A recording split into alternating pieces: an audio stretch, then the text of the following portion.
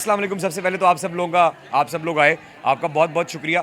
और कहना यही चाहूँगा कि जैसे कि क्रिकेट टीम होती है, पहले खिलाड़ी जैसे क्रिकेट टीम होती है, पहले खिलाड़ी गली में खेलता है, गली के बाद ग्राउंड में जाता है, ग्राउंड के बाद अंडर 19 खेलता है, फिर मुल्क के लिए खेलता है। आपका इमरान अशरफ इस बार इंटरनेशनली मुल्क के लिए खेल रहा है। मैं यही कहना चाहूँगा कि जब भी कोई अदाकार, कोई क्रिकेट का खिलाड़ी, कोई भी जब इंटरनेशनल लेवल पे जाके खेलता है तो वो एक इनफरादी शख्स नहीं होता, वो परचम होता है, झंडा होता है। तो मैंने पूरी कोशिश की है कि एज ए पाकिस्तानी वहाँ पे एक्टिंग करूँ तो लोगों को पता चलेगा मुंडा पाकिस्तानी आए तो एना रहना सहना नहीं आता।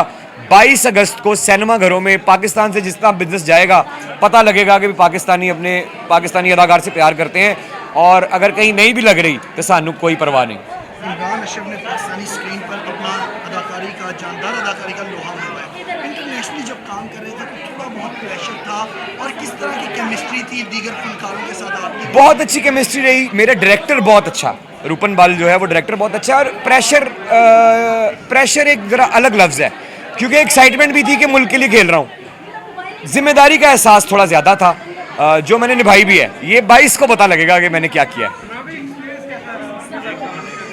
Wonderful experience.